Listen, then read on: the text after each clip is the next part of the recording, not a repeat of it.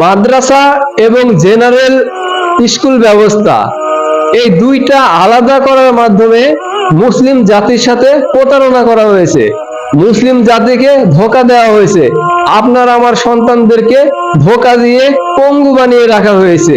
কিভাবে? যখন দেখবেন একটা মাদ্রাসার ছাত্র সে কুরআন এবং হাদিস নিয়ে পড়াশোনা করে, একটা মোটামুটি জ্ঞান অর্জন করে, জ্ঞান অর্জন করার পরে কি হয়, তার কিন্তু ওই কম্পিউটার বা বৈজ্ঞানিক বিষয়ে সে জ্ঞান অর্জন করতে পারে না। ওই বিষয়ে তার জ্ঞান না থাকার কারণে কি সে মানসিকভাবে এবং শারীরিকভাবে পঙ্গু হয়ে থাকে। তখন সে কোথাও চাকরি করতে পারে না বা দেশের উন্নয়নমূলক কাজে অংশগ্রহণ করতে পারে না, সে কম্পিউটার চালাতে পারে না, সে অফিসিয়াল ভাবে কাজ করতে পারে না। তাহলে কি হলো, আপনার যে সন্তানটা মাদ্রাসায় থেকে বাইর হয়ে আসলো হাফিজ হয়ে, সে কি হলো, পঙ্গু হয়ে গেল। অপরদিকে জেনারেলের ছাত্র, সে কি করলো, জেনারেল ভাবে বৈজ্ঞানিক বিষয়গুলো জানলো, কম্পিউটার চালাতে পারলো, সে অফিসিয়াল কাজকর্মগুলো করতে পারলো, এই সকল বিষয়ে সে দক্ষতা অর্জন করলো। কিন্তু কি হলো, তার অন্তরে আল্লাহ ভীরুতা নাই। কেন নাই? সে কুরআন এবং হাদিসের কাছে যায় নাই, এই কারণে তার অন্তরে হচ্ছে আল্লাহ ভীরুতা নাই। আর আল্লাহ ভীরুতা না থাকার কারণে কি হলো, সে হচ্ছে এই দুর্নীতি করলো। একজন বড় উপরের কর্মকর্তা, সে কি করলো, দুর্নীতি করলো, একটা রাস্তা খেয়ে ফেললো, বড় একটা প্রকল্প খেয়ে ফেললো। কেন খেয়ে ফেললো?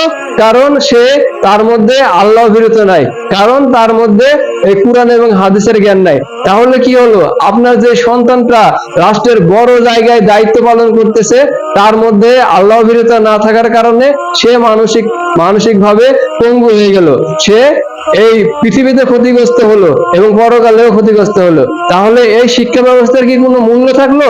মাদ্রাসার শিক্ষা এককভাবে যারা পড়াচ্ছে, ওইটারও কোনো মূল্য নাই। ওইখান থেকে মাদ্রাসার ছাত্র বাইর হয়ে পঙ্গু হয়ে বসে থাকে। এদিক দিয়ে জেনারেল থেকে যে ছাত্র বাইর হয়, সে কোনো একটা কাজের ব্যবস্থা করে, কিন্তু আল্লাহ ভীরুতা না থাকার কারণে বিভিন্ন অন্যায়মূলক কাজে জড়িয়ে যায়। তাহলে কি হলো, আপনার সন্তান মানসিকভাবে পঙ্গু হয়ে গেল। তাহলে আপনার সন্তান জাহান্নামে যাবে পরকালে। তাহলে কি হলো, আমরা এই ষড়যন্ত্রের মধ্যে আছি। তাহলে আমাদের যদি এমন একটা শিক্ষা ব্যবস্থা চালু করা হয়, যেখানে মাদ্রাসার ছাত্র এবং স্কুলের ছাত্র বলে কোনো ভাগ থাকবে না, সবাই আমরা ভাই ভাই, মাদ্রাসার ছাত্র আমার সন্তান, জেনারেল লাইনের ছাত্র আমার সন্তান, তারা কুরআনও পড়বে, তারা হাদিসও পড়বে, তারা বিজ্ঞান সম্পর্কেও জানবে। কুরআনে কি বিজ্ঞানের কথা নাই? অসংখ্য আয়াত আছে কুরআনে বিজ্ঞানের কথা, কিন্তু আপনাদের কাছে বলা হয় না, আপনাদের কাছ থেকে ওরা গোপন রাখে। আমি ওই যে বললাম, তারা মূল বিষয়গুলো রেখে অন্য বিষয় নিয়ে বেশি কথা বলে। তাহলে কুরআনেও বিজ্ঞানের কথা আছে। সুতরাং আপনার সন্তান যদি কুরআন এবং এই আল্লাহ ভীরুতা, এই দুইটাই যদি, আল্লাহ ভীরুতা, কুরআন এবং বৈজ্ঞানিক জ্ঞান, এই দুইটার জ্ঞানে যদি আপনার সন্তান যদি জ্ঞানী হয়, তাহলে এই পৃথিবীর সর্বশ্রেষ্ঠ জাতি হিসাবে আপনার সন্তান মাথা উঁচু করে দাঁড়াবে।